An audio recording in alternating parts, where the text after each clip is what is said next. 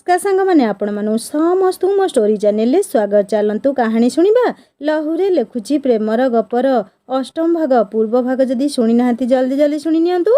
कहानी शुणी सारी सब्सक्राइब करियो केबे भूलिबेनी सांग माने। आपण माने पूर्वरु शुणिथिले मलयंकर सह मान अभिमान किछि मुहूर्तर कथावार्ता परे रात्रि भोजन सारी जेजुंकर निकटरे शोइबाकु चली गली। आउ एबे आगकु चलंतु शुणिबा। गाँर किछि स्त्री लोक गाधुआ तुठरे कथावार्ता हेबार बुझिलु लो नानी। आजिकालीर पिला जाक सहर रे कि पाठ पढ़िले के जानी घर को आसिले खाली फोन रे जेतेबेले देख चुपी चुपी कथा हेउचंती लो। तू कहा कथा कहउच लो खुड़ी? कहा कथा आउ कहिबिलो नानी। स्वाई घर झियो जेबेठू सहर जाई पढ़िलानी आउ इंद्र चंद्र मानु नाही लो। गाँ रे रही पढ़िला बेले बोपा आकटरे घर भितरु पदाकू बाहरु नथुला। हेले एबे सहरु फेरिला दिनु फोनुटा धरी छातरु बाड़ी खाली नारे नारे हेउची। हलो मा आजिकालीर पिला बयस सह जदि पादरु शिकुड़ी खोलीगला तेबे जान परिवार इज्जत दांडरे पड़ी हाटरे गड़ीबलो।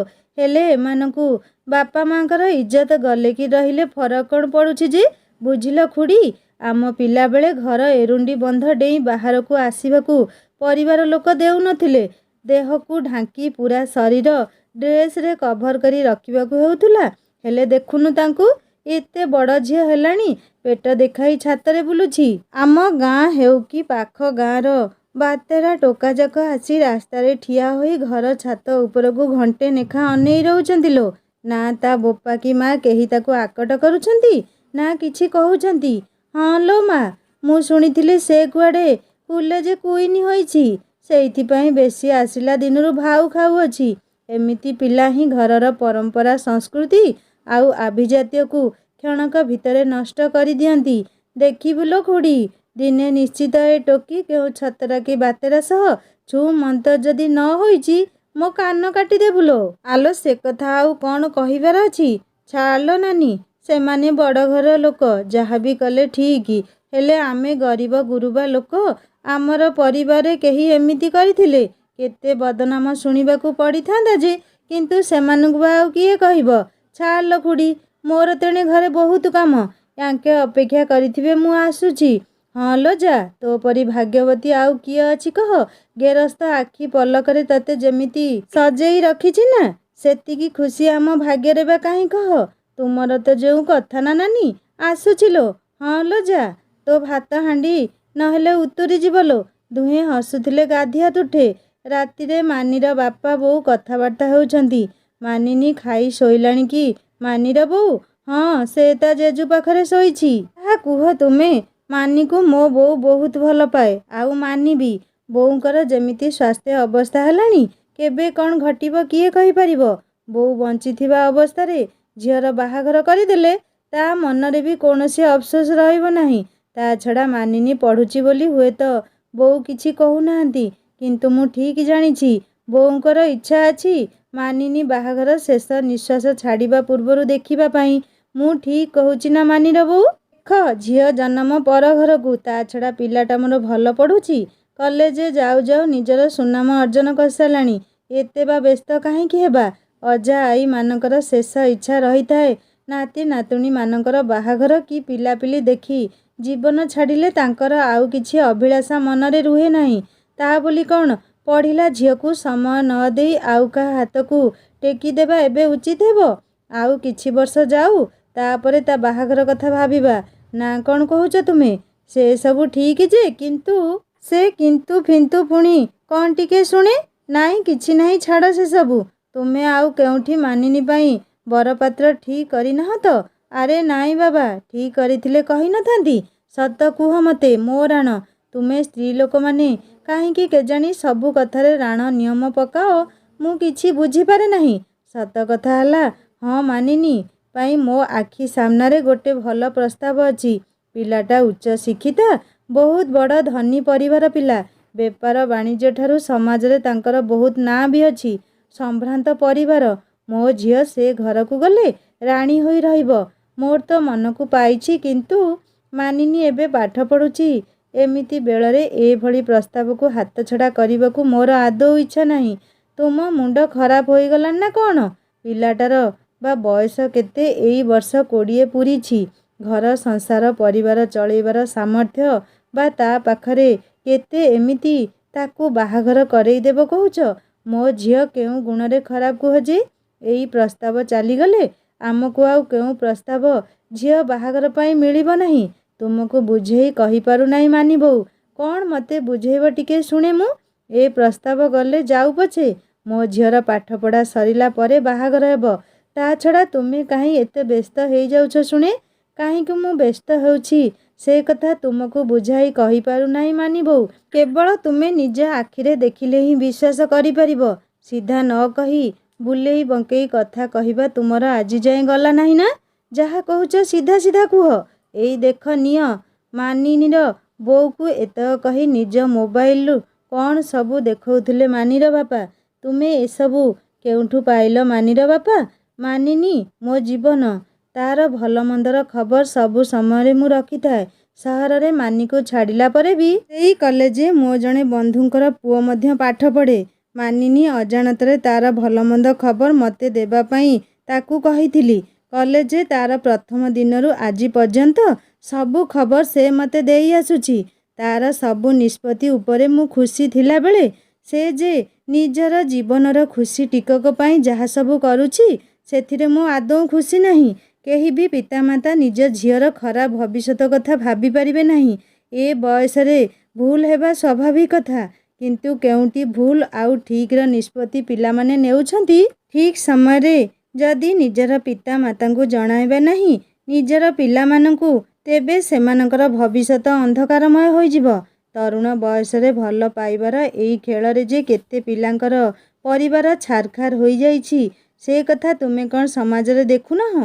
ତାପରେ ଯଦି ମା ହୋଇ କହିବ ମୁଁ ଏବେ ଯାହା ବାପା ହିସାବରେ ଝିଅର ଭଲ ପାଇଁ ଭାବୁଛି ତାହା ଭୁଲ, ତେବେ ତୁମେ ଯାହା ନିଷ୍ପତ୍ତି ନେବ ମାନିର ବୋଉ ସବୁ କିଛି ମୁଁ ମାନିନେବି। ଏତେ ସବୁ ଜାଣିଲା ପରେ ତୁମେ ଥରୁଟିଏ ପାଇଁ କାହିଁକି ମାନିକୁ ଆକଟ ଛଳରେ କହିଲ ନାହିଁ? ବାପା ମା ମାନେ ସର୍ବଦା ପିଲାମାନଙ୍କ ଉପରେ ଅନ୍ଧ ପରି ବିଶ୍ୱାସ କରନ୍ତି ଯେ ଆମ ପିଲା କେବେ ବି କିଛି ପରିବାର ବିରୋଧରେ ଯାଇ ସମ୍ମାନ ହରାଇବା ଭଳି କାର୍ଯ୍ୟ କରିବ ନାହିଁ। କିନ୍ତୁ ଦୁର୍ଭାଗ୍ୟବଶତଃ ଯଦି ସେମିତି ଘଟେ ତେବେ କୁହ କାହାର ବିଶ୍ୱାସ ଭାଙ୍ଗେ? ଆଉ ଯଦି ଆକଟ ଛଳରେ ପିତାମାତା କିଛି କରନ୍ତି ପିଲାମାନେ ଭାବନ୍ତି ଆମେ ତାଙ୍କର ସ୍ୱାଧୀନତାରେ ହସ୍ତକ୍ଷେପ କରୁଛେ। ସମୟ ସହ ବଦଳୁଥିବା ସମାଜକୁ ଦେଖିଲେ ମୋତେ ବି ଭୟ ଲାଗୁଥିଲା। କାଳେ ମୋ ଆକଟ ପଣ ଦେଖି ମୋ ଅଲିଅଳି ଝିଅ କିଛି ନିଜ ସହ କରି ବସିବ କିମ୍ବା ଆମ ସମ୍ମାନକୁ ଦାଣ୍ଡରେ ପକାଇ କୁଆଡ଼େ ସେ ପିଲା ସହ ଚାଲିଯିବ। ତାପରେ କୁହ ଆମ ଦୁହିଁଙ୍କ ଅବସ୍ଥା ଯେ କ'ଣ ହେବ ଥରେ ଭାବି ପାରୁଛ? ସମ୍ମାନ ଆଉ ଇଜ୍ଜତ ଟିକକ ପାଇବା ପାଇଁ ସମାଜ ନିକଟରେ ଅନେକ ସମୟ ଧରି ବହୁତ କିଛି ନିଜର ତ୍ୟାଗ କରିବାକୁ ହୋଇଥାଏ। ଆଉ ସେଇ ସମ୍ମାନ ଟିକକ ଯଦି ଏମିତି କିଛି ଘଟଣାରେ ମାଟିରେ ମିଶିଯାଏ ଆମ ପିଢ଼ି ପରେ ପିଢ଼ି କେହି ନା କେହି ଦିନେ ସେ ଅପବାଦକୁ ନିଶ୍ଚିତ ଶୁଣିବାକୁ ପାଇଥାଏ।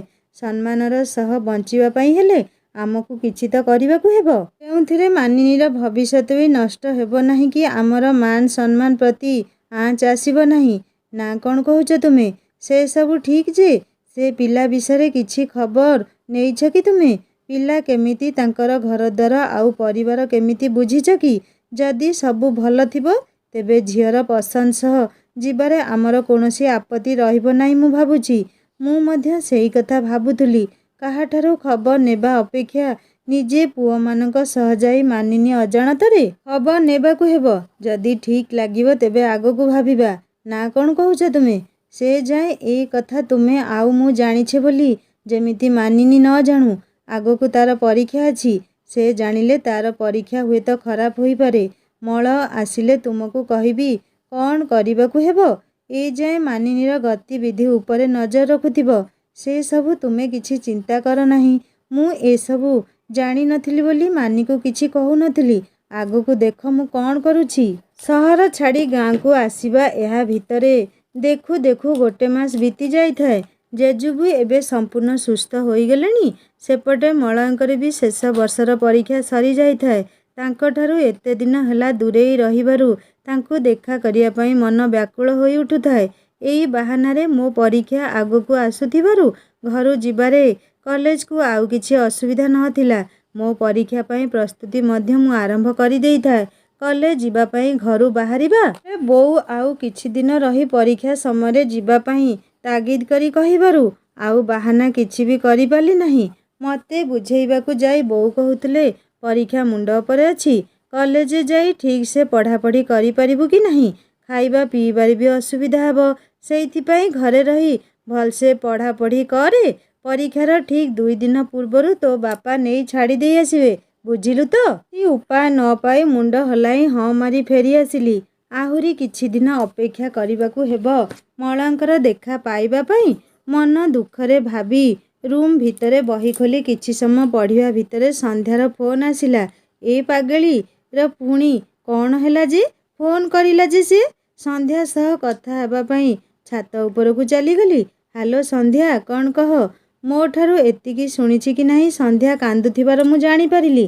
କ'ଣ ହୋଇଛି ତୋର? କାହିଁକି ତୁ ଏମିତି କାନ୍ଦୁଛୁ? ମୋ ସାଙ୍ଗଟା ପରା, ତୁ କହିବୁ ନାହିଁ ମୋତେ? ଦେଖେ, ମୋ ଦ୍ୱାରା ଯାହା ବି ସୁବିଧା ହେବ ମୁଁ ସାହାଯ୍ୟ କରିବାକୁ ରାଜି ଅଛି। ପ୍ଲିଜ୍ ତୁ ଆଉ ମନ ଦୁଃଖ କରି କାନ୍ଦିବା ଛାଡ଼ି କ'ଣ ହୋଇଛି କହ ଆଗ। କ'ଣ ଆଉ କହିବି ତତେ ସାଙ୍ଗ, ସବୁ ସରିଗଲା ମୋର। ମୁଁ ହାରିଗଲି ମାନିନୀ। କ'ଣ ତୁ କହୁଛୁ? ମୁଁ କିଛି ବି ବୁଝିପାରୁନାହିଁ। କ'ଣ ସବୁ ସରିଗଲା? କେଉଁଥିରେ ହାରିଗଲୁ ତୁ? ପ୍ଲିଜ୍ ମୋତେ କହିଲେ ତ କ'ଣ ମୁଁ ଜାଣିବି। କ'ଣ କହିବି ତତେ? କୁଆଁରୀ ମନରେ ଯେଉଁ ସ୍ୱପ୍ନ ଧରି ପ୍ରେମର ଦୁନିଆରେ ଦିନେ ନିଜକୁ ଗୋଲାପ ରାଣୀ ସଜେଇ ଘୂରି ବୁଲୁଥିଲି, ଆଜି ସେଇ ଗୋଲାପ ଦେହରେ କଳଙ୍କର କଳା ରଙ୍ଗ ବୋଳି ଭଅଁର ପରଦେଶୀ ହୋଇଯାଇଛି ଲୋ। ଆଉ ଯେଉଁ ପ୍ରେମର ଉପବନରେ ନିଜ ପାଇଁ ଛୋଟ ଏକ ନଅର ତୋଳି ସ୍ୱପ୍ନକୁ ବାସ୍ତବତା ଭାବି ଦେହ ମନକୁ ସମର୍ପଣ କରିଦେଲି, ଆଜି ସେଇ ବିଶ୍ୱାସଘାତକ ପଳାତକ ଭଅଁର ନିଜର ନୀଚ ସ୍ୱାର୍ଥ ପାଇଁ ମୋ ଦେହକୁ ଉପଭୋଗର ବସ୍ତୁ ଭାବି ଉପଭୋଗ କରିସାରିଲା ପରେ ଆଜି ତା ପାଇଁ ମୋ ଚରିତ୍ର ନଷ୍ଟ ହୋଇଯାଇଛି। ଦେହ ଭୋଗୀ ଏମିତି ରାକ୍ଷସମାନଙ୍କ ପାଇଁ ଆଜି ମୋ ପରି ଅନେକ ଅବଳା ଦୁର୍ବଳାମାନେ ଲଜ୍ଜା, ଅପମାନ, ଅପବାଦ ଆଉ ସାମାଜିକ ନିନ୍ଦାକୁ ସହି ନ ପାରି ପ୍ରାଣ ତ୍ୟାଗ କରୁଛନ୍ତି। ଯେହେତୁ ମନ ପ୍ରାଣ ଦେଇ ଭଲ ପାଉଥିଲି ତାଙ୍କୁ, ମୋତେ ପରିତ୍ୟାଗ କରି ଗଲା ପରେ ନା ତାଙ୍କୁ ଦେଇପାରୁଛି ଅଭିଶାପ, ନା ତାଙ୍କ ପାଇଁ ମନରେ କିଛି ଅନିଷ୍ଟ ଚିନ୍ତା କରିପାରୁଛି। କ'ଣ କହୁଛୁ ତୁ ସନ୍ଧ୍ୟା? ତୋର ବୟଫ୍ରେଣ୍ଡ ଥିବାର କଥା ତ ଆମେ କେହି ବି ଜାଣିନାହୁଁ। ଆଉ ଯଦି ବି ଭଲ ପାଉଥିଲୁ ତେବେ ବିବାହ ପୂର୍ବରୁ ଏମିତି କରିବା କ'ଣ ଭୁଲ ବୋଲି ତୁ ଜାଣିନଥିଲୁ? ଆଜି ନିଜ ଉପରେ ଧିକ୍କାର କରିବାକୁ କାହିଁକି ତୁ ବାଧ୍ୟ ହେଉଛୁ? ତୋ ସାଥିରେ ମୁଁ ଅଛି। ଚାଲ କାଲି ଯାଇ ଦୁହେଁ ପୋଲିସ ଷ୍ଟେସନରେ କମ୍ପ୍ଲେନ୍ କରିବା। ଏଭଳି ଅସାମାଜିକ ଆଉ ବିକୃତ ଚିନ୍ତା କରୁଥିବା ପ୍ରେମୀ ଦେହଜୀବୀ ରାକ୍ଷସମାନଙ୍କୁ ଦଣ୍ଡ ନ ମିଳିଲେ ଆହୁରି ଅନେକ ଝିଅମାନଙ୍କର ଭବିଷ୍ୟତ ନଷ୍ଟ ହୋଇଯିବ। ତା ପୂର୍ବରୁ ଜେଲର ଚାରିକାନ୍ଥ ଭିତରେ ରହିଲେ ତାର ବୁଦ୍ଧି ନିଶ୍ଚୟ ଉଦୟ ହେବ। ତୋ ମୁଣ୍ଡ ଖରାପ ହୋଇଗଲାଣି ନା କ'ଣ? ତୁ କ'ଣ ଚାହୁଁଛୁ? ମୋ ପାପକର୍ମର ଫଳ ମୋ ପରିବାର ଭୋଗୁ? ନାଇଁ ମାନିନୀ ନାଇଁ। ଗରିବ ମଧ୍ୟବିତ୍ତ ପରିବାର ଝିଅ ମୁଁ। ସମାଜରେ ଆମର ଇଜ୍ଜତ, ମାନ, ସମ୍ମାନର ମୂଲ୍ୟ ବହୁତ ବେଶୀ। ଯଦି ମୋ ପରିବାର ଜାଣିବେ ତାଙ୍କ ଝିଅ ଏମିତି ଏକ ପାପ କର୍ମ କରିଛି ଯେଉଁଥିପାଇଁ ପ୍ରାୟଶ୍ଚିତ କରିବା ବହୁତ କଷ୍ଟ, ସେ ପାପକୁ ସମାଜ ଜାଣିଲା ପରେ ବାଦ ଅପବାଦକୁ ଶୁଣି ସେମାନେ ଜୀବନ ହାରିଦେବେ। ଆଉ ମୋ ଆଖି ଲୁହ ଅପେକ୍ଷା ତାଙ୍କ ଆଖିର ସେ ଉଷ୍ମ ଲହୁକୁ ମୋ ଭୁଲର ପ୍ରାୟଶ୍ଚିତ କରାଇବାକୁ ବୋହିବାକୁ ଦେବି ନାହିଁ ମୁଁ। ପରିବାର ମୋ ହୃଦୟର ପ୍ରାଣ। ସେମାନଙ୍କ ମନରେ ସବୁବେଳେ ଝିଅ ମୁଣ୍ଡ ପାଇଁ ବୋଝ ବୋଲି ଆଜି ଯାଏଁ ଭାବି ଆସିଛନ୍ତି। ଆଉ ସେଇ ବୋଝ ଯଦି ନିଜର ସାମାଜିକ ଶିକୁଳିକୁ ଭୁଲି ନୈତିକ ଜୀବନର ଲକ୍ଷ୍ମଣ ରେଖା ଡେଇଁ ତରୁଣ ବୟସରେ ଆଉ କାହା ସହିତ ଅନୈତିକ ସମ୍ପର୍କ ରଖି ନିଜର ଦେହକୁ ଅପବିତ୍ର କରିଦେଇ ଆସେ, ତେବେ ସେ ପରିବାର ସର୍ବଦା ସମାଜରେ କଳଙ୍କର ଟୀକାକୁ ପିନ୍ଧି ବଞ୍ଚିବାକୁ ହୋଇଥାଏ। ହେଲେ ଆଜି ମୁଁ କ'ଣ କରିବି କିଛି ବୁଝିପାରୁନାହିଁ। ଏ ଭଲ ପାଇବାର ଅଶ୍ରୁ ଆଜି ଏମିତି ମୋତେ ଅପବିତ୍ର କରିଦେଇଛି ଯେ ଯାହାକୁ ନା କହିପାରୁଛି ଛାତି ଚିରି, ନା ସହିପାରୁଛି। ବହୁତ ଯନ୍ତ୍ରଣା ହେଉଛି ମାନି। ମନ ତ କହୁଛି ଏ କୋଠରୀ ଭିତରେ ଲାଗିଥିବା ପଙ୍ଖାରେ ନିଜ ବେକକୁ ଝୁଲାଇ ଅପବାଦରୁ ସବୁଦିନ ପାଇଁ ନିଜକୁ ମୁକ୍ତି କରାଇଦେବି।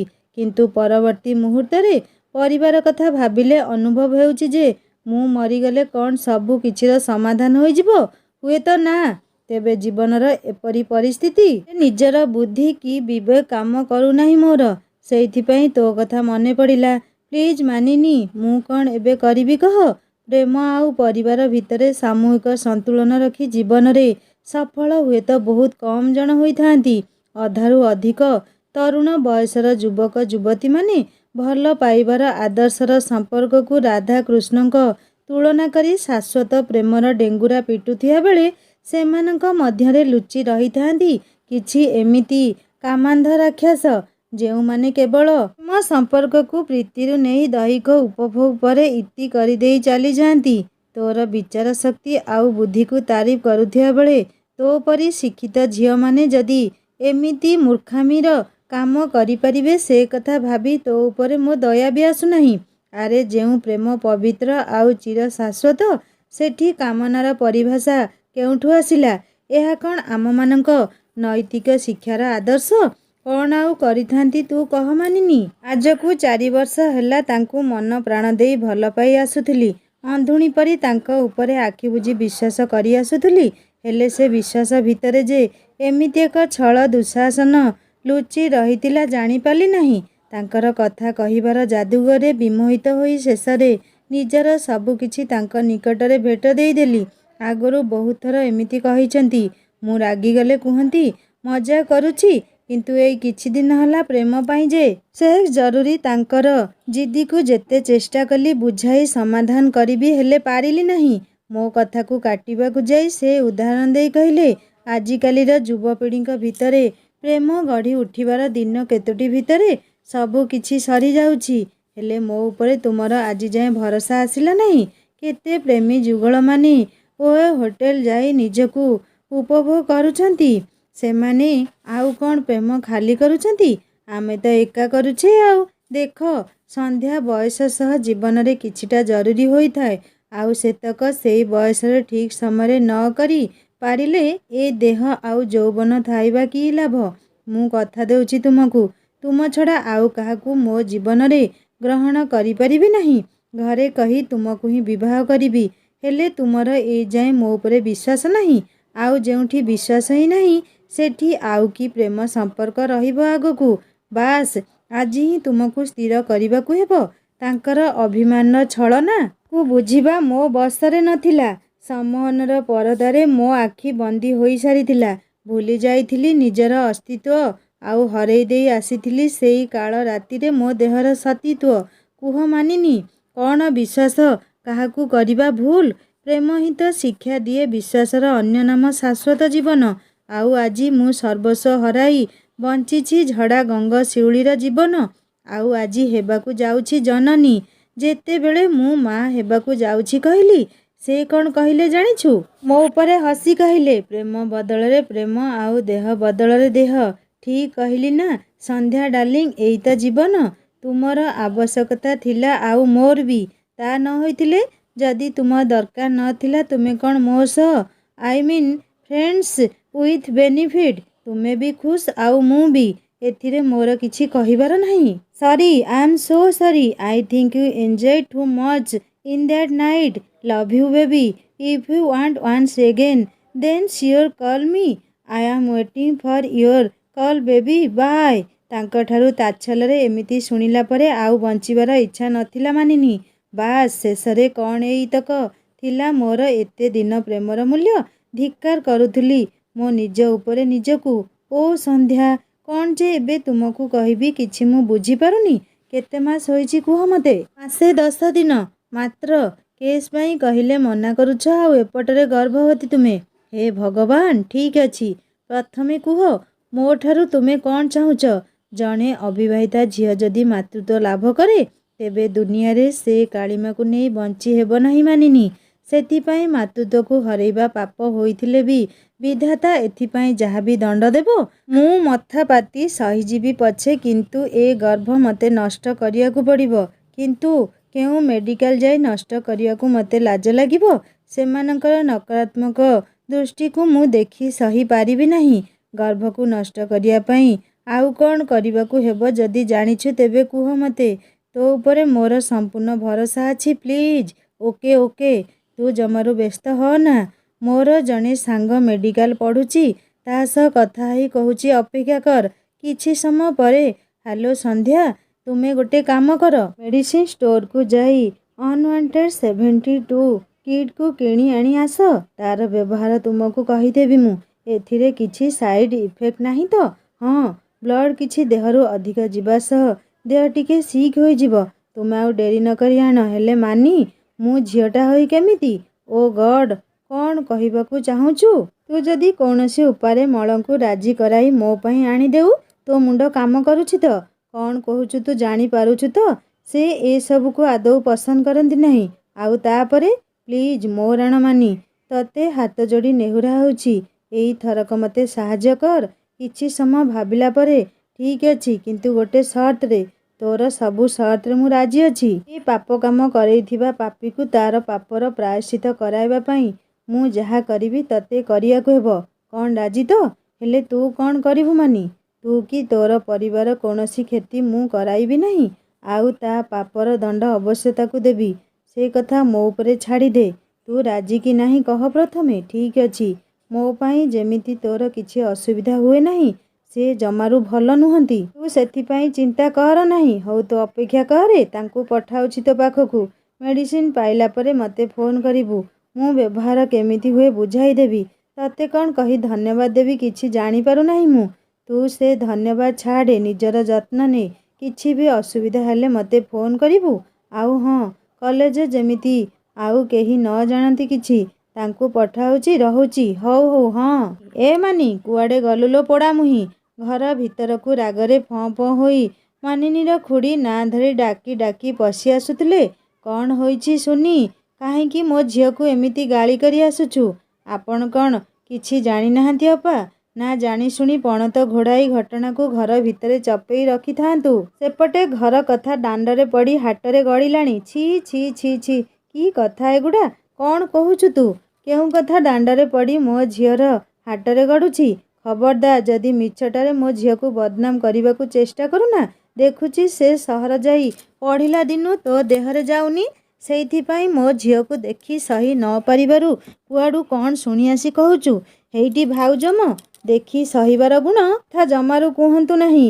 ଉପରବାଲା ସବୁ ଦେଖୁଛି। ଆମେ କ'ଣ ସ୍ୱାମୀ ସ୍ତ୍ରୀ 2 ଜଣ ଚାକିରି କରିଛୁ ଯେ ଆମ ଟଙ୍କା ପଇସାକୁ ଦେଖି ସହି ନ ପାରି ଘର ଭିତରେ କେମିତି ଯାତେରା କରୁଛ? ସେ କଥା କ'ଣ କାହାକୁ ଅଛପା ଅଛି? ଖାଲି ଭାଇଙ୍କ ମୁହଁ ଚାହିଁ ଆମେ ଚୁପ୍ ଅଛୁ। ତା ନ ହୋଇଥିଲେ ନା, କ'ଣ କହୁଥିଲ ମୁଁ ମିଛ ସତ କହି ଗପୁଛି? ଡାକ ତୁମ ଅଲିଅଳି ଝିଅକୁ ଆଜି ଏଇଠି। ସତ କ'ଣ ଯଦି ବାହାର ନ କରି ଦେଇଛି, ତାହେଲେ ମୁଁ ମହାନ୍ତି ଘର ଝିଅ ନୁହେଁ। କ'ଣ ଭାବୁଛ କି ମୋତେ? କୁଆଡ଼େ ଗଲୁ ଲୋ ପୋଡ଼ାମୁହିଁ ମାନି? ତୋ କାନ କ'ଣ ଫୁଟିଗଲା କି? ଇଆଡ଼େ ଆସେ ବା। କେଉଁ କବାଟ କଣରେ ପୋଡ଼ା ମୁହଁ ଲୁଚେଇ ବସିଛୁ? ଖବରଦାର ସାନ ବୋହୂ, ମୋ ନାତୁଣୀ ନାଁରେ ଏମିତି କହିଲେ ମୋତେ ଚିହ୍ନିବୁ କହୁଛି। ତତେ ଖରାପ ଲାଗୁନି ଟିକେ? ନିଜକୁ ମହାନ୍ତି ଘର ଝିଅ କହୁଛୁ, ଆଉ ଏ ଘର ବୋହୂ ହୋଇ ରଣଚଣ୍ଡୀ ପରି କାହିଁକି ଏତେ ବଡ଼ ପାଟିରେ ଘର ଭିତରେ ରାହାବେଳି ପରି ରଡ଼ି କରୁଛୁ? କ'ଣ ହୋଇଛି କହ ମୋତେ? ମୁଁ ତ ଚଣ୍ଡୀ, ଆଉ ଆପଣଙ୍କର ନାତୁଣୀ ସତୀ ସାବିତ୍ରୀ ପୁରାଅ। ସୁନି, ଚୁପ୍ କର। ଛାତ ଉପରୁ ମାନିନୀ ଫୋନରେ କଥା ହୋଇ କାନ୍ଦି କାନ୍ଦି ଆସୁଥିବା ଦେଖିବାରୁ ମାନିନୀର ଖୁଡ଼ୀ କହୁଥିଲେ, ଆଲୋ ମାଲୋ, ଏଇ ଦେଖେ ପୋଡ଼ାମୁହିଁ ସବୁ ଇଜ୍ଜତ ଘରର ପକେଇ ସକେଇ କେମିତି ଆସୁଛି ଦେଖ। ମାନିନୀ କାନ୍ଦି କାନ୍ଦି ଆସୁଥିବା ଦେଖି ଜେଜୁ ଆଉ ମାନିନୀ ବୋଉ ଅବାକ୍ ହୋଇ କ'ଣ ଗୋଟେ ଘଟିଛି ବି ପୁରା ଅଟଳ ମେରୁ ପରି ଚାହିଁ ରହିଥିଲେ ଭୟରେ। ଆଲୋ ପୋଡ଼ାମୁହିଁ, କେଉଁଠି ମୁହଁ କଳା କରି ଆସିଛୁ ଲୋ? ଏ ଘରର ମାନ ସମ୍ମାନ ଆଉ ଇଜ୍ଜତକୁ ନିଲାମ କରିବା ପୂର୍ବରୁ ତତେ ଟିକେ ଲାଜ ଲାଗିଲା ନାହିଁ? ପାଠ ପଢ଼ିବାକୁ ଯାଇଥିଲୁ ନା ରାହାସ ରଚେଇବାକୁ ବା? ଛି ଛି ଛି, ଦେଖୁନ କେମିତି ସକ ସକ ବାଜୁଛି। ସୁନି, ଚୁପ୍ କର ତୁ। କିଛି ନ ବୁଝି ନ ଜାଣି ମୋ ଝିଅକୁ ଏମିତି ଅପବାଦ ଦେବା ଠିକ୍ ହେଉନାହିଁ। ହଁ, ମୁଁ ମଧ୍ୟ ଏକମତ ଏଥିରେ ବଡ଼ ତୋ ସହ। ମୋ ମା'ଟା ପରା କହିଲୁ କ'ଣ ହୋଇଛି? ସେତେବେଳରୁ ତୋ ଖୁଡ଼ୀ ମନ ଇଚ୍ଛା କହି ଚାଲିଛି। ସତ କ'ଣ ତୁ କହିଲୁ ମୋତେ? ଜେଜୁ କ'ଣ କହିବି ମୁଁ? ତା ଛଡ଼ା ମୁଁ ଏମିତି କ'ଣ କରିଦେଲି ଯେ ମୋତେ କାହିଁକି ଖୁଡ଼ୀ ଗାଳି କରୁଛନ୍ତି? କ'ଣ କରିଛୁ ଜାଣିନୁ? ତୋ ପେଟରେ କାହାର ପିଲା ବଢ଼ୁଛି ବା? କହ କହ। ତୋ ମା ଆଉ ଜେଜୁଙ୍କୁ ଲୁଚେଇ କାହିଁକି ରଖୁଛୁ ବା? ଏଇ କଥା ଗାଁ ସାରା ଲୋକ ଜାଣିଲେଣି, ହେଲେ ଆମ ଘରେ କେହି କିଛି ଜାଣିନାହାନ୍ତି ନା ନ ଜାଣିବାର ଅଭିନୟ କରୁଛନ୍ତି। ଆପଣ କ'ଣ ଏମିତି କହୁଛନ୍ତି? ଆପଣଙ୍କର ମୁଣ୍ଡ କାମ କରୁଛି ତ? ହଁ ଲୋ ମା, ମୋ ମୁଣ୍ଡ ହିଁ ଏ ଘରେ ଯାହା କାମ କରୁନି, ବାକି ସମସ୍ତଙ୍କର ଖାଲି କରୁଛି। ମୋତେ କହିଲୁ, ତୁ ଏବେ କାହିଁକି କାନ୍ଦୁଥିଲୁ? ଛାତ ଉପରେ ଠିଆ ହୋଇ ସନ୍ଧ୍ୟା ସହ କଥା ହେବା ସମୟରେ ପବନରେ ଛାତ ଉପରେ ଥିବା ବାଲି ଉଡ଼ି ଆସି ଆଖିରେ ପଡ଼ିଲା ସେଇଥିପାଇଁ।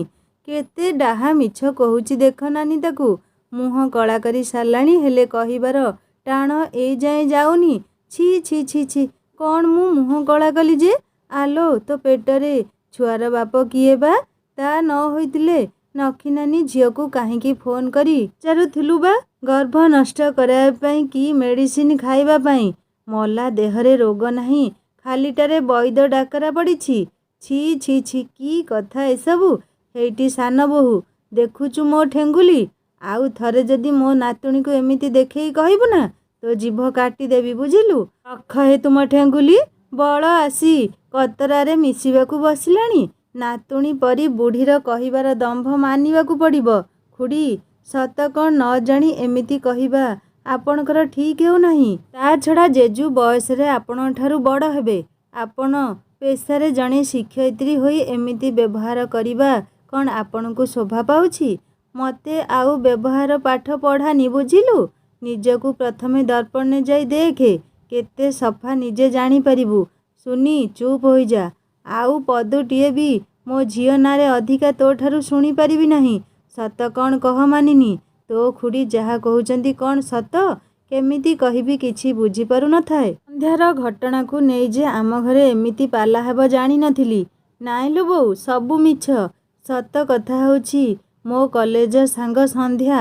ଆଉ ତାପରେ ଯାହା ସବୁ ଘଟିଥିଲା କହିବା ପରେ ବି ଖୁଡ଼ୀ ବିଶ୍ୱାସ ନ କରିବାରୁ ଶେଷରେ ଅନିଚ୍ଛା ସତ୍ତ୍ୱେ ବିଚାରୀ ସନ୍ଧ୍ୟାର ସହଯୋଗ ଦ୍ୱାରା ଖୁଡ଼ୀଙ୍କର କ୍ରୋଧ ଶାନ୍ତ ହେଲେ ବି ରାଗରେ ଘର ଭିତରକୁ ଚାଲିଗଲେ ମୁହଁ ମୋଡ଼ି ମୋତେ। ଜେଜୁ ପାଖରେ ଥାଇ ନଖି ନାନୀ ଝିଅକୁ ଗାଳି କରୁଥାଏ। ସେ ପୋଡ଼ା ମୁହଁକୁ ମୁଁ ଠିକ୍ ଚିହ୍ନିଛି ଲୋ। ପିଲାଟି ଦିନରୁ ମୋ ଝିଅକୁ ଦେଖି ସହି ନ ପାରିବାରୁ ଆଜି ଏମିତି ବଦନାମ କରୁଛି। ଆସୁ ସେ ପୋଡ଼ା ମୁହିଁ ଗାଁକୁ। ଏଇ ଠେଙ୍ଗୁଲିରେ ଯଦି ତା ଗୋଡ଼ ଛୋଟା ନ କରିଛି ନା, ତେବେ ଚିହ୍ନିବ ମୋତେ। ବୋଉ ବି ମୋତେ ଗାଳି କରୁଥାଏ କାହିଁକି ମୁଁ ଏସବୁ ଘଟଣାରେ ମୁଣ୍ଡ ପୁରାଇ ନିଜର ବଦନାମ କରୁଛି। ରାଗିକି ବୋଉ କହିଲା, ଯଦି ଭବିଷ୍ୟତରେ ତୁ ଏ ପ୍ରେମ ଫେମରେ ପଡ଼ିବାର ମୋ କାନକୁ ଆସେ ନା, ତାପରେ ମୋତେ ଚିହ୍ନିବୁ କହୁଛି। ପାଠ ପଢ଼ିବାକୁ ଯାଇଛୁ, ପାଠ ପଢ଼େ। ଏସବୁ ବେକାର କାମରେ ମୁଣ୍ଡ ପୁରାଇ ଯଦି ଘରର ଇଜ୍ଜତ ଖରାପ କଲୁ, ତାହେଲେ ମୋ ଠାରୁ ବେଶୀ ଖରାପ ଆଉ କେହି ହେବେ ନାହିଁ ବୁଝିଲୁ ତ? ବୋଉର ରାଗ ଦେଖି ମୁଁ ପୂରା ଡରି ଯାଉଥିଲି। ଆଉ ତାର ଚେତାବନୀ ମୋ ହୃଦୟରେ ଗଭୀର ଆଘାତ ଦେଇ ଚାଲିଥାଏ। ବୋଉ ରାଗିବା ବି ସ୍ୱାଭାବିକ। ଖୁଡ଼ୀ ଯେଉଁ ମିଛକୁ ନେଇ ରାମାୟଣ କରିଦେଲେ, ସବୁ ସେଇଠୁ ହିଁ ଆରମ୍ଭ ହେଲା। ମଳଙ୍କର ଆଉ ମୋ ଭିତରେ ଥିବା ସମ୍ପର୍କ କଥା ଯଦି ବୋଉ କି ବାପା ଜାଣିଲେ, ତେବେ ମୋ ପାଠପଢ଼ା ବନ୍ଦ ହେବା ସହ ମୋ ସ୍ୱପ୍ନ ମଧ୍ୟ ଭାଙ୍ଗିଯିବ। ଓ ଗଡ଼୍, ବାପା ବୋଉଙ୍କର ମୋ ଉପରେ ଥିବା ଭରସାକୁ ଭାଙ୍ଗି ତ ସାରିଛି। ଆଉ ଏବେ ଆମ ସମ୍ପର୍କ କଥା ଜାଣିଲା ପରେ କ'ଣ ଘଟିବ ସେଇ ଭୟରେ ମୋ ଛାତି ଖାଲି ଥରୁଥାଏ। ଏମିତି ଲୋତକାବୃତ ନୟନରେ ଭାବନା ଭିତରେ ମୁଁ ବୁଡ଼ି ରହିଥିବା ସମୟରେ ମଳଙ୍କର ଫୋନ୍ ଆସିବାରୁ ଚମକି ପଡ଼ି ଫୋନ୍ ରିସିଭ୍ କରିଲି। ହ୍ୟାଲୋ ମାନିନୀ, ସନ୍ଧ୍ୟାକୁ ଦେଇ ଆସିଲି। ତୁମେ କଥା ହୋଇଯିବ। ତା ଛଡ଼ା ମୋ ଦ୍ୱାରା ଆଉ କେବେ ବି ଏମିତି କାମ କରାଇବ ନାହିଁ। ମୋତେ ଏସବୁ ଆଦୌ ଭଲ ଲାଗେ ନାହିଁ। ସରି, ପ୍ଲିଜ୍ ରାଗନ୍ତୁ ନାହିଁ। ତା ଅସୁବିଧାକୁ ବୁଝି ବାଧ୍ୟ ହୋଇ ସାହାଯ୍ୟ ମାଗିଲି। ଠିକ୍ ଅଛି, କେବେ ଆସୁଛ ଗାଁରୁ? ପରୀକ୍ଷା ବି ପାଖେଇ ଆସିଲାଣି ତୁମର। ମୁଁ କିଛି ଦିନ ପାଇଁ ଗାଁକୁ ଯାଉଛି। ଦାଦା ଡକାଇ ପଠାଇଛନ୍ତି। କ'ଣ ଗୁରୁତ୍ୱପୂର୍ଣ୍ଣ କାମ ଅଛି। ମୋ ପରୀକ୍ଷା ସମୟରେ ଆପଣ ନଥିବେ। ଚେଷ୍ଟା କରିବି ଫେରିଆସିବା ପାଇଁ। ତୁମେ ମନ ଦୁଃଖ କର ନାହିଁ। ଗାଁକୁ ଯିବା ପାଇଁ ମୋର କିଛି କିଣାକିଣି କରିବାର ଅଛି। ରଖୁଛି। Okay, bye bye. ବୁଝିଲ ନା ମାନି ବୋଉ? ଘରେ ଯାହା ଆଜି ସବୁ ଘଟିଲା, ସେ ସବୁ ଶୁଣିବାକୁ ଆଦୌ ଭଲ ଲାଗିଲା ନାହିଁ। ସାନ ବୋହୂର ଏମିତି କହିବା କେତେ ଦୂର ଠିକ୍ କୁହ? ବାହାରୁ କେଉଁଠୁ କ'ଣ ଶୁଣି ଆସି କେତେ ସତ କେତେ ମିଛ ନ ବୁଝି ଘରେ ଅଶାନ୍ତି ସୃଷ୍ଟି କରିବା ଆଦୌ ଉଚିତ ହେଲା ନାହିଁ। ଯେବେଠାରୁ ଏସବୁ ଶୁଣିଲେଣି, ମାନି ପାଇଁ ମୋର ବହୁତ ଚିନ୍ତା ହେଲାଣି। ବାପା ହୋଇ ଖାଲି ତୁମେ ଏକା ଚିନ୍ତା କରୁଛ କି? ମୁଁ ମଧ୍ୟ କରୁଛି। ବଢ଼ିଲା ଝିଅ ଘରେ ରହିଲେ ଏମିତି ବହୁତ କିଛି ଶୁଣିବାକୁ ମିଳିବ। ତା ଛଡ଼ା ସୁନି କେବେ ବି ମୋ ଝିଅକୁ ଦେଖି ସହି ପାରିଲା ନାହିଁ। ଆଜି ତ ସେ କଥାରେ କଥାରେ କହିଦେଲା ଯେ ତୁମେ ଅଛ ବୋଲି ତାର ପାଟି ଖୋଲୁ ନାହିଁ। ତା ନହେଲେ ସେ କେବେଠାରୁ ଘର ଭିତରେ ଲକ୍ଷ୍ମଣ ରେଖା ଟାଣି ଦେଇ ପାରିଥାନ୍ତା। ଘରର ବୋହୂ ହୋଇ ଭିନେ ହୋଇ ରହିବାକୁ କେମିତି ତାକୁ ଭଲ ଲାଗୁଛି କେଜାଣି। ବୋଧହୁଏ ମାନିକୁ ସେ ତା ବୋଝ ଭାବି ଦେଉଛି। ସ୍ୱାମୀ ସ୍ତ୍ରୀ ଦୁଇଜଣ ଭଲ 2 ପଇସା ଚାକିରିରୁ ପାଉଛନ୍ତି ତ, ଆଉ କାଲି ସକାଳେ ଆମ ଝିଅ ପାଇଁ କାହିଁକି ବା ସେମାନେ ଟଙ୍କା ଖର୍ଚ୍ଚ କରିବେ। ସେଇଥିପାଇଁ ବୋଧହୁଏ ତାଙ୍କର ଅହଙ୍କାର ଏମିତି କହୁଥାଇପାରେ। ବୋଉ ବଞ୍ଚିଥିବା ଯାଏଁ ଏଇ ଘରେ ଲକ୍ଷ୍ମଣରେଖା ଟାଣିବାକୁ ଆଦୌ ଅନୁମତି ମୁଁ ଦେଇପାରିବି ନାହିଁ। ବୁଝିଲ ମାନି ବାପା, କାଲି ସିନା ମୁଁ ମନା କରୁଥିଲି ଝିଅର ବାହାଘର ପାଇଁ, କିନ୍ତୁ ଆଜି ଯେମିତି ମୋ ଝିଅ ସାରା ଗାଁରେ ଲୋକହସା ହୋଇ ଇଜ୍ଜତ ହରେଇ ବସିଲା ମିଛ କଥାରେ, ମୋତେ ତ ଭୟ ଲାଗୁଛି। ଲୋକ ତୁଣ୍ଡରେ ଯଦି ଗୁଜବ ତାର ଭାବି ଶାଶୁର ଘରେ ପହଞ୍ଚିଯିବ, ସେତେବେଳେ ତେବେ ମୋ ଝିଅର ବାହାଘର ଭାଙ୍ଗିଯିବ। ସେଇଥିପାଇଁ ମୁଁ କହୁଛି, ମାନି ପାଇଁ ଯେଉଁ ପ୍ରସ୍ତାବ ଆଣିଥିଲ ସେ ବିଷୟରେ ବିଚାର କର। ଯଦି ଠିକ୍ ଲାଗେ ବାହାଘର କରେଇଦେବା। ନା କ'ଣ କହୁଛ? ହଁ, ମୁଁ ବି ଠିକ୍ ସେଇଆ ଭାବୁଥିଲି। ମାନି ଭଲ ପାଉଥିବା ପୁଅର ବ୍ୟବହାର ଆଉ ଘର ଯଦି ଭଲ ଲାଗିଲା, ତେବେ ସେଠି ବାହାଘର କରାଇବାରେ ମୋର ଆଦୌ ଆପତ୍ତି ନାହିଁ। କାହିଁକିନା ମୋ ଝିଅର ମନ ତ ସେଇଠି ଅଛି। ତୁମେ ଆଉ ମାନିକୁ ସେ ପୁଅ ବିଷୟରେ କିଛି ପଚାରୁଥିଲ କି? ନା, ଯଦିଓ ପଚାରିନି, କିନ୍ତୁ ତାକୁ ତାଗିଦ କରିଛି ଯେ ସେ ଯେମିତି ପ୍ରେମରେ ନ ପଡ଼େ। ଆସନ୍ତାକାଲି ମାନିକୁ ସହର ନେଇଯିବି, ଆଉ ଛାଡ଼ିକି ଆସିଲା ପରେ ସେ ପୁଅ ଘରକୁ ଯାଇ ଭଲ ମନ୍ଦ ବୁଝିକି ଆସିଯିବି। ତାପରେ ଯାହା ସ୍ଥିର କରିବା ଆଉ। ହଁ, ଯେମିତି ଠିକ୍ ଲାଗୁଛି ସେମିତି କର। ତା ସହ ମଧ୍ୟ ଭରସା ନେଇ ଆସିବ ଯେମିତି ମୋ ଝିଅର ପାଠ ପଢ଼ାରେ କୌଣସି ପ୍ରଭାବ ନ ପଡ଼େ। ହଉ ଠିକ୍ ଅଛି, ବେଶୀ ଆଉ କିଛି ନ ଭାବି ଶୋଇପଡ଼ ଏବେ। ହଁ ହଁ, ସମୟର ଚକ୍ରରେ ମାନିନୀ ଆଉ ମଳୟଙ୍କର ପରୀକ୍ଷା ସରିଯାଇଛି। ଦୁହେଁ ଏଇ କିଛିଦିନ ଭିତରେ ନିଜକୁ ପ୍ରେମର ଦୁନିଆରେ ହଜେଇ ଭବିଷ୍ୟତର ସ୍ୱପ୍ନର ଦୁନିଆରେ ହସି ଖେଳି ଦିନ ବିତାଇବାରେ ବ୍ୟସ୍ତ। କିଏ ଜାଣେ କେବେ କ'ଣ ଘଟିବ ଦୁହିଁଙ୍କର ଜୀବନରେ। ଜୀବନ ଆଉ ଯୌବନ ଯେତେ ଦିନ ଯାଏ ଅଛି, ମନ ଖୁସିରେ ପ୍ରତିଟି ମୁହୂର୍ତ୍ତକୁ ଉପଭୋଗ କରିବା ହେଉଛି ମଣିଷର ଧର୍ମ। ସୁଖ ପରେ ଦୁଃଖ ଆଉ ଦୁଃଖ ପରେ ସୁଖ ବିଧାତା ତ ଭାଗ୍ୟରେ ଲେଖି ସାରିଛି। କେତେବେଳେ କ'ଣ ଘଟିବ ତାକୁ ଭାବି ମନ ଊଣା କରିବା ସବୁବେଳେ ଉଚିତ ନୁହେଁ। କଲେଜରେ ମାନିନୀ ଏବେ ମଳୟଙ୍କୁ ବହୁତ ମିସ୍ କରୁଥାଏ। ଦୁହେଁ ମିଶି ଖୋଲିଥିବା କୋଚିଂ ଇନଷ୍ଟିଚ୍ୟୁଟକୁ ମଳୟ ଖୁବ୍ ଭଲ ଭାବରେ ଚଳାଉଥାନ୍ତି। ପିଲା ସଂଖ୍ୟା ବି ଧୀରେ ଧୀରେ କୋଚିଂରେ ବଢ଼ିବାକୁ ଲାଗିଛନ୍ତି। ପରିବାରରେ ଯେଉଁ ଭଲ ପାଇବା ଟିକକ ମଳୟ ପାଉନଥିଲା, ସେଇ ଭଲ ପାଇବା ଆଜି କୋଚିଂ ଆଉ ପିଲାମାନଙ୍କ ପାଖରୁ ପାଇ ସେ ବି ବହୁତ ଖୁସି। ହରି ସାର୍ ବି ମଝିରେ ମଝିରେ ଆସି ଇନଷ୍ଟିଚ୍ୟୁଟର ଭଲମନ୍ଦ ବୁଝାସୁଝା କରୁଥାନ୍ତି। ଅନ୍ୟପଟେ ମାନିନୀର ବାପା ବୋଉ ଖୁବ୍ ଚିନ୍ତିତ ଥିଲେ। ଝିଅର ବୟସ ବଢ଼ିବା ସହ ତାହାର ଭଲ ପାଇବା ଆଉ ସାମାଜିକ ସୁରକ୍ଷା ପାଇଁ ବିବାହ କରିବାର ଶେଷ ନିଷ୍ପତ୍ତି ନେବାକୁ ଯାହା ଅପେକ୍ଷା କରିଥାନ୍ତି, ଏ କଥା ମାନିନୀ ଜାଣିନଥାଏ। ମାନିନୀ ବି ଘରେ ମଳୟଙ୍କ ବିଷୟରେ କିଛି ସାହସ କରି କହିପାରୁନଥାଏ। ଯାହା ବି କହିଥାନ୍ତା, ବୋଉର ତାଗିଦ ଆଉ ଖୁଡ଼ୀର କଟାକ୍ଷ ଶୁଣିବା ଭୟରେ କହିବା ପାଇଁ ଠିକ୍ ସମୟ ଆସିବାକୁ ଅପେକ୍ଷା କରି ରହିଥାଏ। ସେ ଦିନଠାରୁ ପରିବାର ଭିତରେ ସନ୍ଧ୍ୟା କଥାରୁ ନିଆଁ ଲାଗିସାରିଥାଏ, ଯେଉଁଥିପାଇଁ ଗାଁର କିଛି ଲୋକ ବି ଆଜି ଯାଏଁ ମାନିନୀ ଘର ଉପରେ କିଛି ବିଶ୍ୱାସ କରୁନାହାନ୍ତି। ଟାହି ଟାପରା ସହ ଲୋକ ଗୁଜବ ଗାଧୁଆ ତୁଠରୁ ନେଇ ସତରଞ୍ଜର ପାଲି ଯାଏଁ ସବୁଠି ମାନିନୀ ଆଉ ତାର ପରିବାର ଚର୍ଚ୍ଚା। ନିୟତିର ବୋଧହୁଏ ଆଉ କିଛି ନିର୍ଦ୍ଦେଶ ଥିଲା।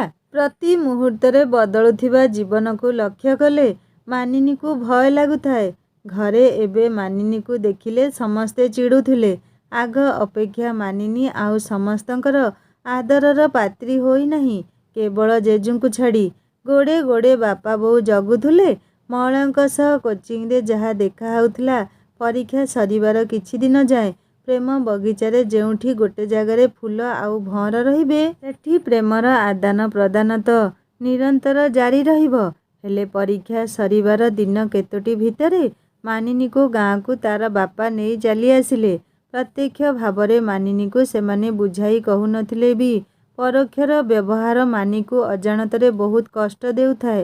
ନା ଘରେ ସେ କାହା ସହ ଠିକ୍ ସେ ମିଶି ପାରୁଛି, ନା ନିଜର ଦୁଃଖକୁ କାହା ସହ ବାଣ୍ଟି ପାରୁଥାଏ। ସହରରୁ ପରୀକ୍ଷା ଦେଇ ଆସିବା ପରେ ଘରେ ବୋଉ କାହା ସହ ବି ଫୋନ୍ରେ କଥା ହେଲେ ମୋତେ ଗାଳି କରୁଥାଏ। ଘରର ସମସ୍ତ କାମରେ ମୋତେ ବ୍ୟସ୍ତ ରଖୁଥାଏ। ମୁଁ ଜାଣିପାରୁଥିଲି ବାପା ବୋଉ ଦୁହେଁ ମୋ ଉପରେ ବୋଧହୁଏ ସେଇ ଦିନର ଘଟଣା ପରଠାରୁ ରାଗୁଛନ୍ତି। କାହାକୁ କିଛି ନ କହି ଯାହା ବି କାମ ବୋଉ ଦେଉଥିଲା ସବୁ ମୁଁ କରିଦେଉଥିଲି। ଘର ଭିତରେ ବନ୍ଦୀ ହୋଇ ରହିଲା ପରି ଲାଗୁଥାଏ। ଛାତ ଉପରେ ଟିକିଏ ବୁଲିବାକୁ ଗଲେ ବୋଉ ଆଉ ଡେରି ନ କରି ଗାଳି କରୁଥାଏ। ଦ୍ୱିତୀୟ ବର୍ଷ ପାଇଁ ରି-ଆଡ଼ମିସନ୍ ପାଇଁ ନୋଟିସ୍ ବାହାରିବାରୁ ବାପାଙ୍କୁ କହିଲି କଲେଜ ଯିବା ପାଇଁ। ବାପା ନୋଟିସ୍ ଦେଖି ରାଜି ହୋଇଗଲେ ମୋତେ ସହର ଯାଇ ଛାଡ଼ି ଆସିବାକୁ। ଏତେ ଦିନ ଯାହା ପରୀକ୍ଷା ପରଠାରୁ ଘରେ ରହି ମୋତେ ବହୁତ ବୋରିଂ ଲାଗୁଥିବା ସହ ମଳଙ୍କ ସହ ଦେଖା ନ ହେବାରୁ ମୋ ମନ ବି ଭଲ ଲାଗୁନଥିଲା। କେବଳ ଏତିକି ଜାଣି ଖୁସି ଲାଗୁଥିଲା ଯେ କୋଚିଂ ପାଇଁ ମଳ ଭଲ 2 ପଇସା ରୋଜଗାର କରିପାରୁଛନ୍ତି। ଘରୁ ଗଲା ପରେ ମଳଙ୍କୁ ଦେଖା କରିବା ପାଇଁ ମନ ବ୍ୟାକୁଳ ହୋଇ ଉଠୁଥିଲା ବେଳେ ଅପେକ୍ଷା କରିବାର କଷ୍ଟ ହୃଦୟକୁ ବହୁତ ଆଘାତ ଦେଉଥାଏ। ଶେଷରେ ସବୁ ଅପେକ୍ଷାର ଅନ୍ତ ହେଲା। ମୋତେ ନେଇ ବାପା କଲେଜ ଛାଡ଼ି ଆସିଲେ। ସାଙ୍ଗମାନେ ମାନିନୀ ଓ ମଳୟ ଦୁହେଁ ଦୁହିଁଙ୍କୁ ତ ବହୁତ ଭଲ ପାଉଥାନ୍ତି। କିନ୍ତୁ ମାନିନୀର ପରିବାର କ'ଣ ସେଇ 2 ଜଣଙ୍କୁ ଏକାଠି ହେବାକୁ ଦେବ? ଶୁଣିବା ନେକ୍ସଟ ପାର୍ଟରେ। କାହାଣୀ କେମିତି ଲାଗିଲା ମୋତେ କମେଣ୍ଟ କରି ନିଶ୍ଚୟ ଜଣେଇବେ। ସାଙ୍ଗମାନେ ଆପଣମାନେ କମେଣ୍ଟ କରୁଛନ୍ତି ପୁରାଣ ଶାସ୍ତ୍ର କାହିଁକି କାହାଣୀରେ ଆଣୁଛନ୍ତି? ପୁରାଣ ଶାସ୍ତ୍ର ନଥିଲେ ଆମେ କ'ଣ ବଞ୍ଚିପାରିବା? ପୁରାଣ ଶାସ୍ତ୍ର ସବୁ ଯୁଗରେ ରହିବ। ଆଉ ଆମେ ସେଇ ପୁରାଣ ଶାସ୍ତ୍ରକୁ ନେଇ ପରା ଚଳୁଛେ। କାହାଣୀ ଯଦି ଭଲ ଲାଗିଥାଏ ହୃଦୟରୁ ନିଶ୍ଚୟ ସବସ୍କ୍ରାଇବ୍ ଟିଏ କରିଦେବେ। ରହୁଛି, ଦେଖା ହେବା ନେକ୍ସଟ ପାର୍ଟରେ। ନମସ୍କାର, ଜୟ ଜଗନ୍ନାଥ।